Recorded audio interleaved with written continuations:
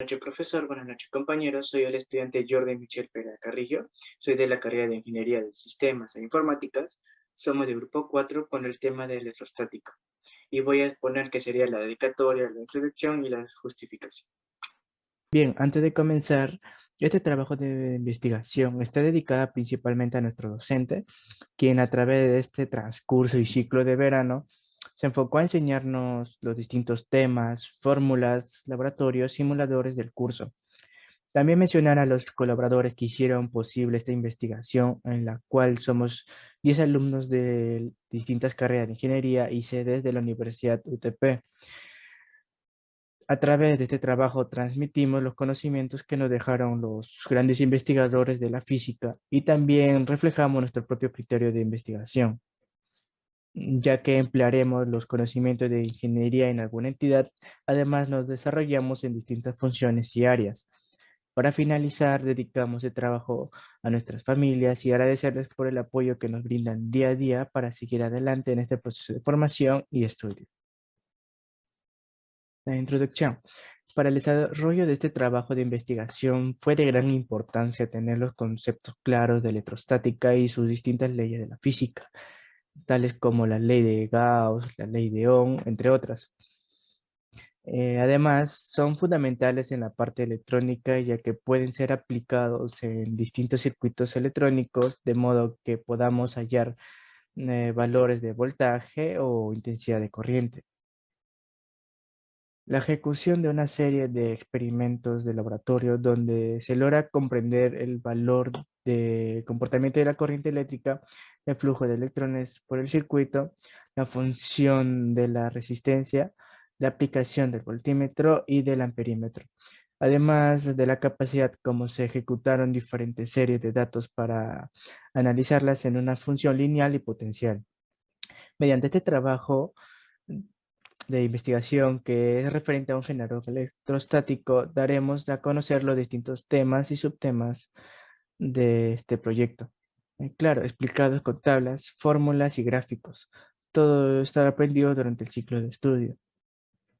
Justificación. El propósito del presente trabajo es el estudio de la electrostática. Con el proyecto que realizaremos se logrará demostrar lo aprendido en el curso del cálculo aplicado a la física 2 y fortalecer los conocimientos teóricos de la electrostática, por lo que nosotros nos enfocaremos en un circuito eléctrico complejo evaluando principios como la ley de Ohm y el de Gauss. Asimismo, se tomará en cuenta diferentes valores para poder calcularlos y obtener diversos resultados que sustentarán el proyecto y poder verificar que nuestro experimento no presenta errores. El tema de la electrostática es uno de los más importantes de la física e ingeniería. Con este proyecto comprenderemos un poco más sobre los aportes y beneficios que nos da la carga eléctrica y la energía, investigando y realizando un proyecto complejo que aportará bienestar a la sociedad. Por último, nos damos cuenta de qué beneficio nos contraería la implementación de un circuito eléctrico en cada hogar, la cual también ayudaría al medio ambiente, a la seguridad y comodidad de las personas. Ahora le doy paso a mi compañero. Buenas noches, profesor. Buenas noches, compañeros. Soy el estudiante Fran David Rojas Besteres, estudiante de la carrera de Ingeniería Industrial. Y a continuación voy a dar a conocer los objetivos de nuestro tema, ¿no? Los objetivos, empezamos por el objetivo general. El objetivo general es analizar y comprender los fenómenos producidos por cargas eléctricas en reposo, perteniendo a la ley de Coulomb y la noción en el campo eléctrico, estudiar los conceptos de energía de electrostática para enunciar el concepto de potencial eléctrico. Ahora vamos a ver los objetivos específicos, los cuales nosotros nos hemos basado en 4. Número 1, estudiar los fenómenos producidos por las cargas eléctricas, en reposo partiendo de la ley de Coulomb. ¿Qué quiere decir eso? Explicar y conceptualizar detalladamente la teoría de carga eléctrica. Asimismo, exponer las ecuaciones que la integran, partiendo del concepto fundamental de carga, con el fin de aclarar nociones básicas y exponer experimentos que contemplen el entendimiento del proyecto.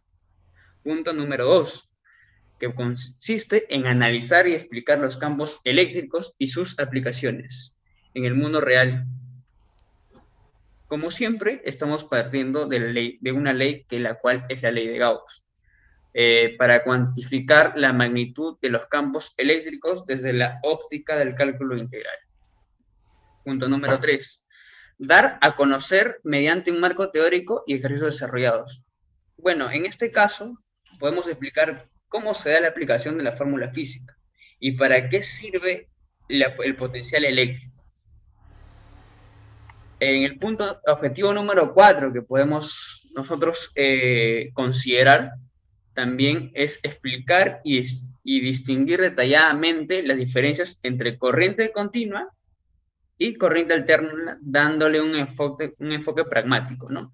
En lo cual podemos detallar algunos puntos, ¿no? Por ejemplo, los diversos conceptos como capacitancia, carga, voltaje, entre otros, ¿no?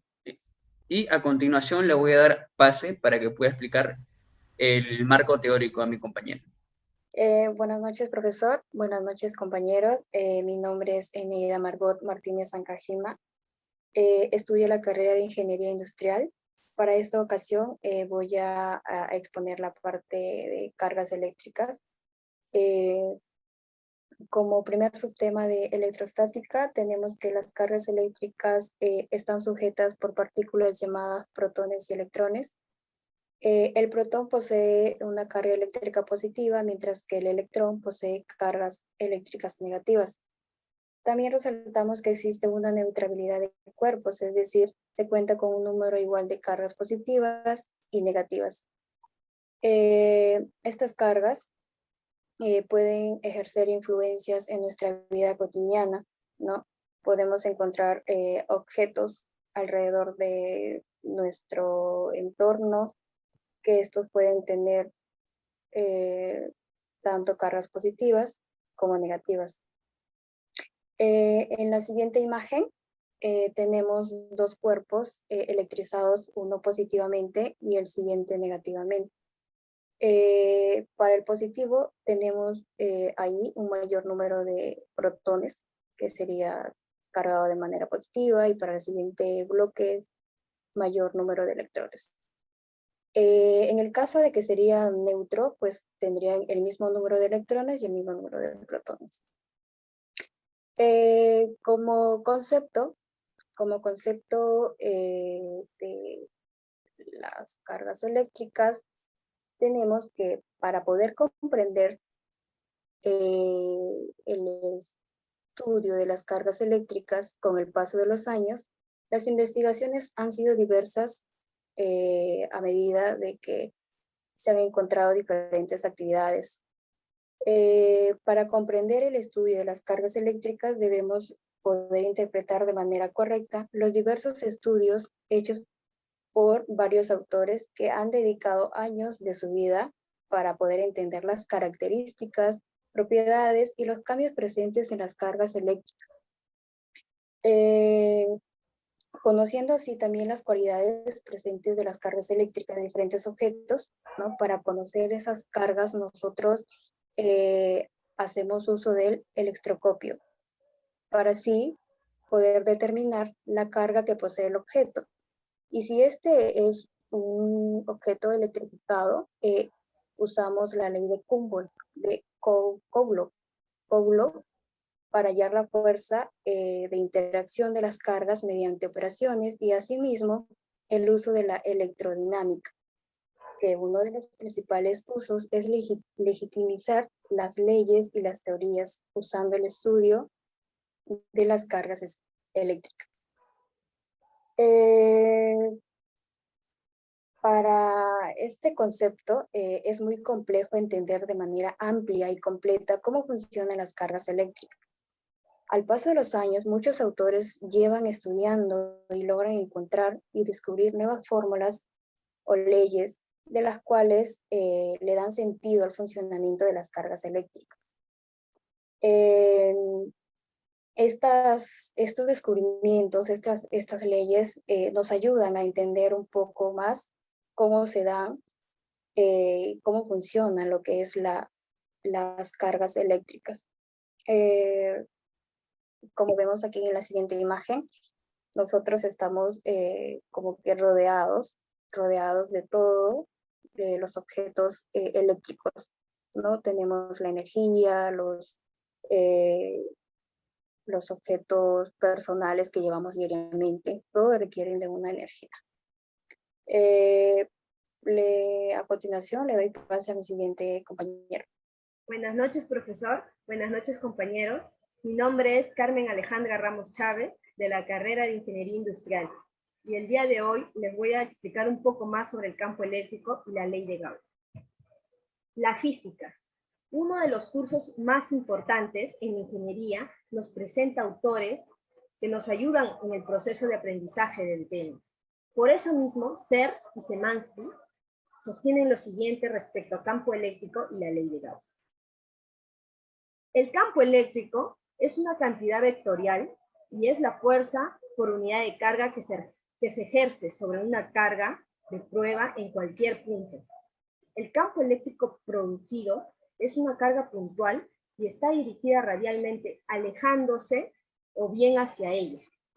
Esta parte de la ciencia podemos hablar también de la ley de Gauss, que nos sirve para establecer el flujo eléctrico total a través de una superficie cerrada. Es decir, la ley de Gauss es lógicamente equivalente a la ley de Coulomb, pero su uso simplifica mucho más los problemas con alto grado de simetría. Serres y Szymanski, 2018, páginas entre las 668 y las 742. Además, efectivamente, como lo detalla el autor, en algunas páginas de su libro, el campo eléctrico, en algún punto del espacio que se define como la fuerza eléctrica que actúa sobre una pequeña carga de prueba positiva, también no podemos dejar de comentar referente a la ley de Gauss, que como bien se sabe, es uno de los conceptos más difíciles de comprender en los textos de introducción a la física.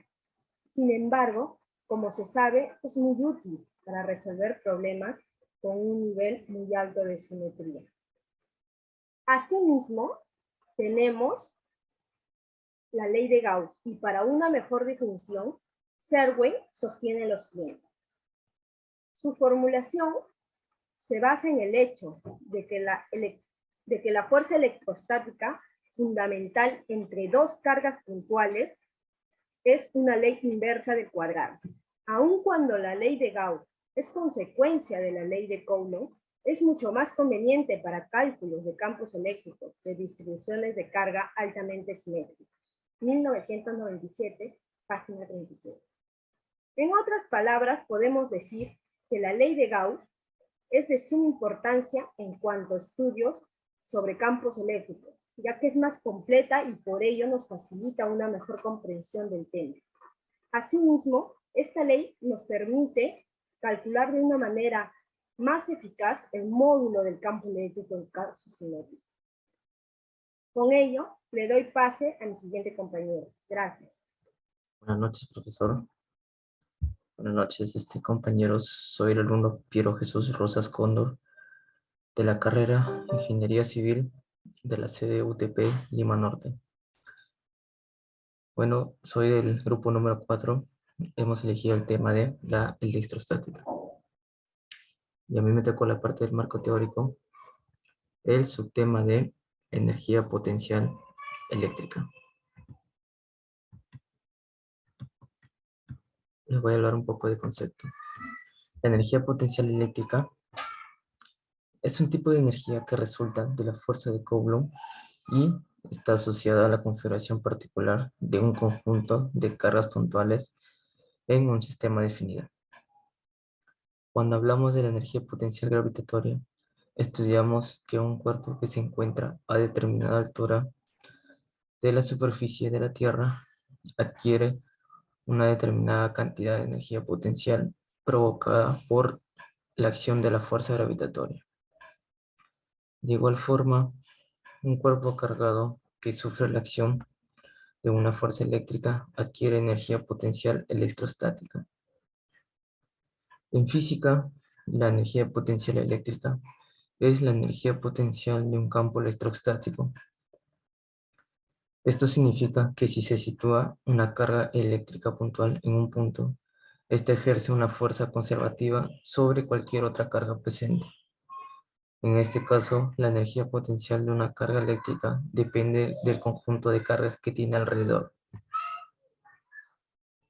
Por ejemplo, acá en esta imagen podemos ver que este es un tipo de energía potencial del cual es cuantificada en joules en el sistema internacional según yo, debido a que una partícula cargada se mueve en un campo eléctrico. Este ejercerá una fuerza que efectúa trabajo sobre la partícula. En esta imagen, este es el trabajo realizado sobre una carga puntual que se mueve en un campo uniforme. También nos aclara que si la partícula es trasladada en una posición a otra, el trabajo se puede expresar en función del potencial eléctrico de la exposición inicial y final. Y esta es la expresión obtenida, la fuerza de las posiciones. Esto es igual a la integral de las posiciones por la fuerza por el coseno de la onda. Bueno, gracias, doy paso a mi compañero siguiente. Buenas noches a todos. Continuando con la exposición, mi nombre es Franz Joel Quispe Capacondori, estudiante de la carrera Ingeniería de Sistemas e Informática.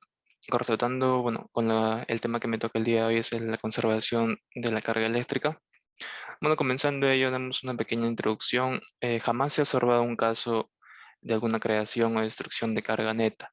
La conservación de la carga es una de las piedras angulares de la física, a la par con la conservación de la energía de la cantidad de movimiento. Dando ejemplos, cuando la fuerza eléctrica que mantiene unida los electrones al núcleo, esta disminuye. La distancia entre estos y el núcleo aumenta. Por lo tanto, aquellos electrones que se encuentran débilmente unidos a los átomos, en algunos materiales pueden ser liberados o transferidos a otros cuerpos. Es decir, que si un cuerpo tiene carga positiva o negativa, es porque se ha redistribuido su carga eléctrica. En estas redistribuciones se cumple el principio de la conservación de la carga eléctrica. Bueno, por otra parte, la carga eléctrica está cuantizada, es decir, existe una cantidad mínima de carga y la carga existente en cualquier cuerpo es el múltiplo de esta cantidad. Bueno, algunos de esos electrones de los átomos, los que se encuentran más lejos del núcleo, se pueden desprender del átomo con facilidad. Cuando se frota una sustancia con otra, una de las sustancias puede ser electrones, mientras que la otra los absorbe. Por ejemplo, en el siguiente caso, la varilla de vidrio al ser frotada con el trapo de seda, esta varilla cede algunos electrones, lo que significa que el trapo de seda los absorbe. El vidrio al haber perdido electrones queda cargado positivamente, mientras que el trapo de seda queda cargado negativamente. Observamos que la carga eléctrica no se reproduce ni se redistribuye. Se produce una transferencia de electrones a partir de la transferencia de carga eléctrica. Enunciamos el principio de la conservación de carga eléctrica con este ejemplo, además de otros casos. En resumen, bueno, este principio indica que la cantidad de carga eléctrica en un sistema aislado es constante, es decir, se conserva, ya que puede presentar un intercambio o movimiento de carga de un cuerpo a otro, pero no se crea ni se destruye. Dando a cada ejemplo, tenemos la imagen de que se está redistribuyendo la energía, pero no se destruye ni se crea. A continuación, con las siguientes imágenes, acá vemos el ejemplo de la varilla frotando el trapo de seda y ejemplos también de un cuerpo neutro, cuerpo con carga positiva y cuerpo con carga negativa. Finalizando y dando continuación, doy pase a mi siguiente compañero. Gracias. Estimado profesor, compañeros presentes, tengan ustedes muy buenas tardes. Mi nombre es Bill Brian Minaya Pantoja y pertenezco a la carrera de Ingeniería Mecánica. Continuando con la exposición, voy a hablar de lo referente a la corriente eléctrica. Okay. La corriente eléctrica siempre ha existido con nosotros, ¿no? Desde tiempos muy remotos. Esto mediante la presencia de descargas eléctricas, ya sean como truenos o rayos que caen en la Tierra, ¿no? Sin embargo, las primeras personas en experimentar con este tema fueron Giuseppe Galvani y Alessandro Volta, ¿no? Ambos contemporáneos, ¿no? De su época. Sin embargo, ¿qué es la corriente eléctrica? La corriente eléctrica, o también llamado movimiento de cargas, es estudiado por electrodinámica, ¿no?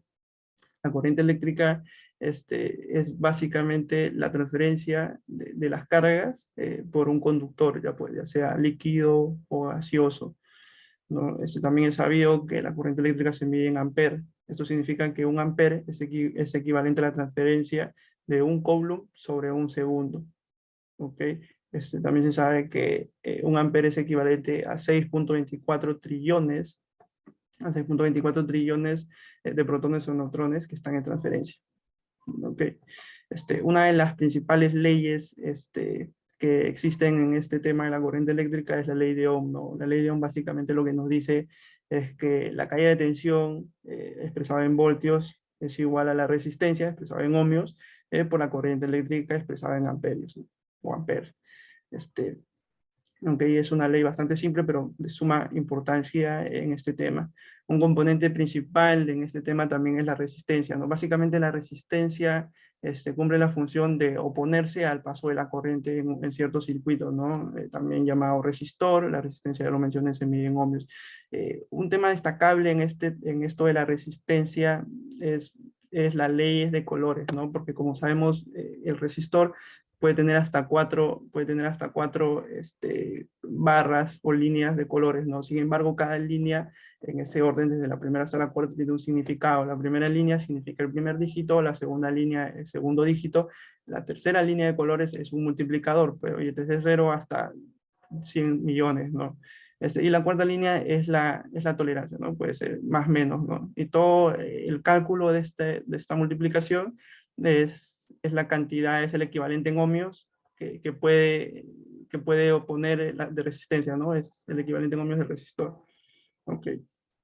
Otras leyes importantes en este tema de la corriente eléctrica son las leyes de Kirchhoff. Okay. Las leyes de Kirchhoff son dos, tenemos dos. La primera ley de Kirchhoff nos dice que la corriente eléctrica que ingresa en un circuito es la misma corriente eléctrica que sale en un circuito. Es decir, que la suma de las corrientes eléctricas que ingresan más las que salen nos va a dar cero. La segunda ley de Kirchhoff nos dice otra cosa, nos dice que la caída de tensión en cada componente de un circuito o una malla es igual a la caída de tensión con la que sale de la fuente principal. Por ejemplo, si tienes una fuente de 12 voltios, la caída de tensión que va a caer en cada componente es igual, va a ser 12 voltios, ¿no? Y la suma de todas estas caídas de tensiones de un circuito malla va a ser cero. Ok, ahora doy pase a mi compañero. Ante todo, muy buenas noches, profesor y compañeros en general. Mi nombre es Mitzi Morales y estudio la carrera de Ingeniería Civil. Bien, a continuación les voy a explicar y detallar los materiales a utilizar y el procedimiento para hacer nuestro generador electrostático. Bien, como primer material tenemos a lo que es nuestra lata de aluminio, ya sea de cerveza o de gaseosa.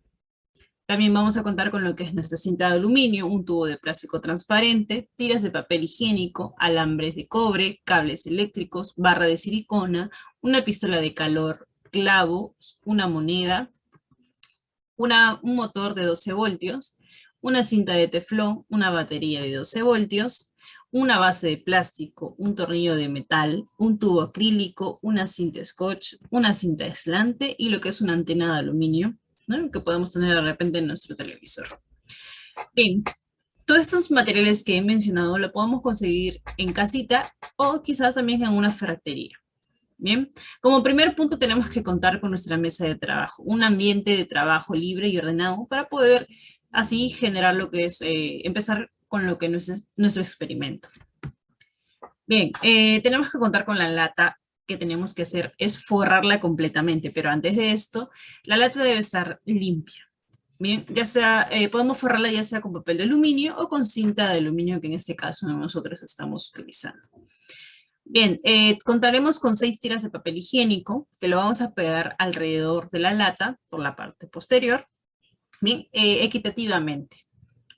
En la otra parte haremos un orificio, lo que vamos a hacer es que coger un cable eléctrico y vamos a hacerle 2 mechas, ya sea en la parte superior e inferior.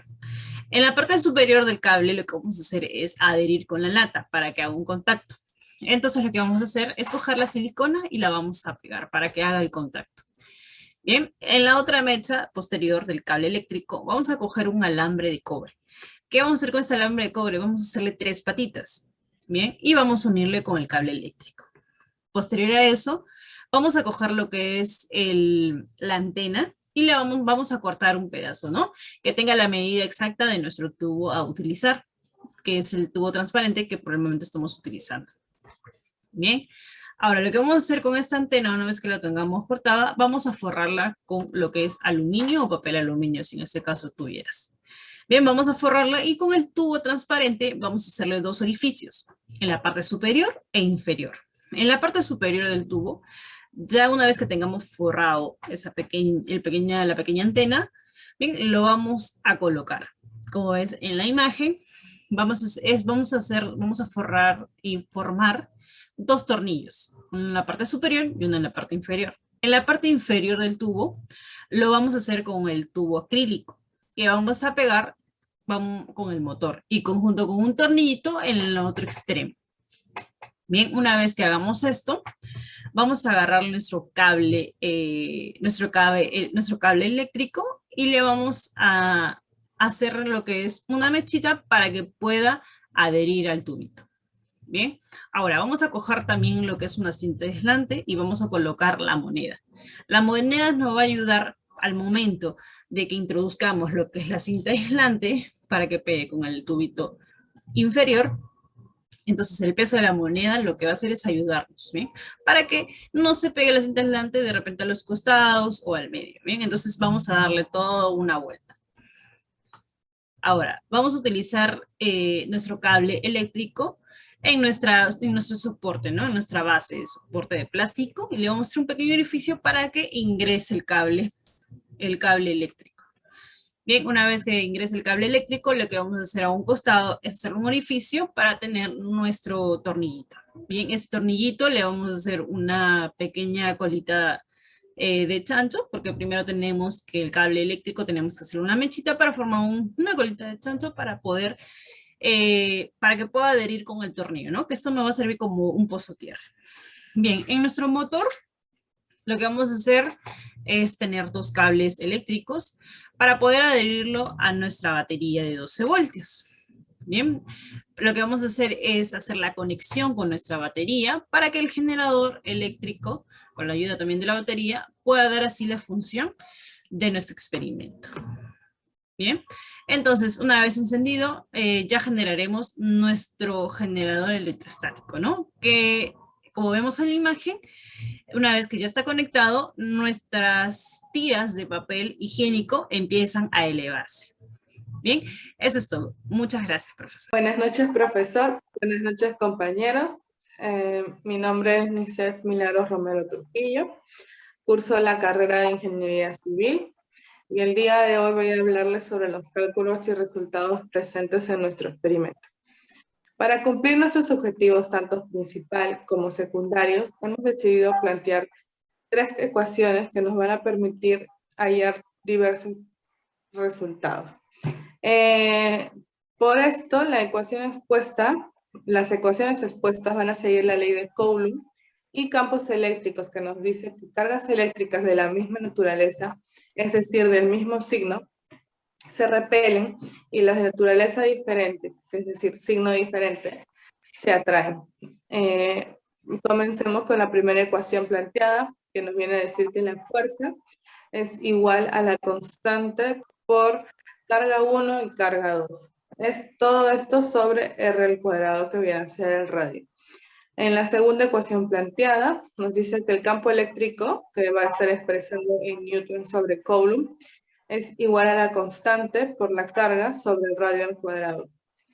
En la tercera ecuación planteada, nos dice que la capacitancia es igual a la carga sobre el voltaje. De la misma forma, es bueno aclarar que K es una constante de proporcionalidad equivalente a 9 por 10 a la 9 Newton metros al cuadrado sobre Coulomb al cuadrado en el sistema internacional. Después luego veremos un pequeño cuadro donde nos dice el valor de cada material utilizado en el experimento, empezando por el radio de la lata, que viene a ser 0.0382 metros, el coeficiente de permitibilidad, que viene a ser 8.8541 por 10 a la menos 12, Coulomb al cuadrado sobre Newton por metros al cuadrado. El voltaje viene a ser 12 voltios, y la constante eléctrica, por último, viene a ser 9 por 10 a la 9 newton metros al cuadrado sobre coulomb al cuadrado.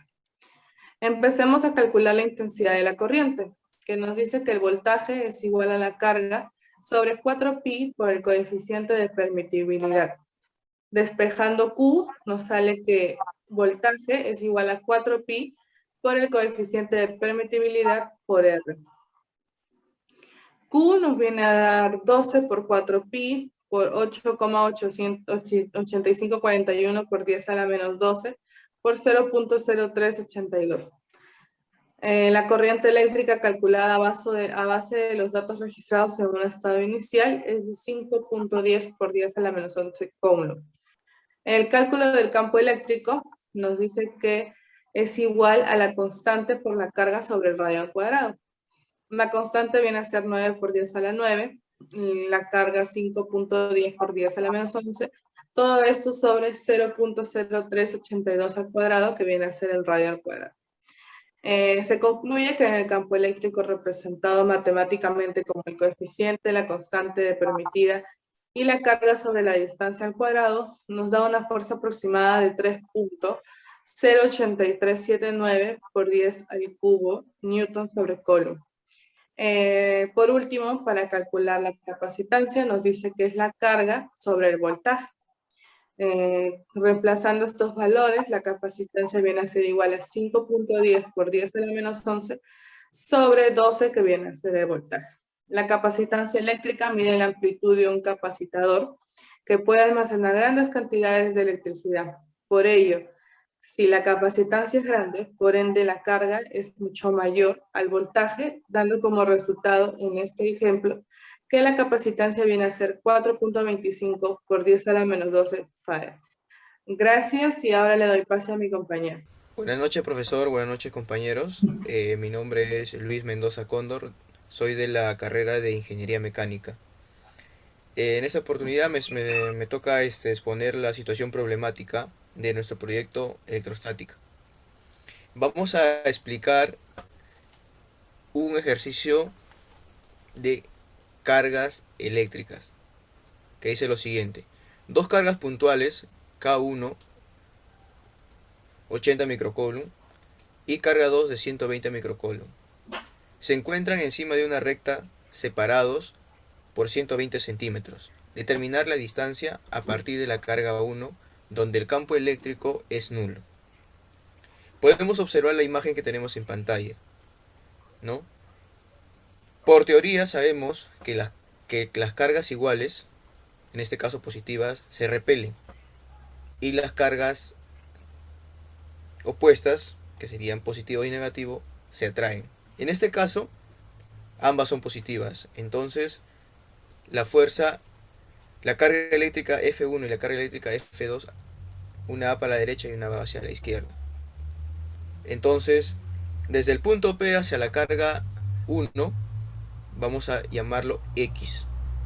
Y desde el punto P hacia la carga 2 vamos a llamarlo L menos X, donde L es la distancia total.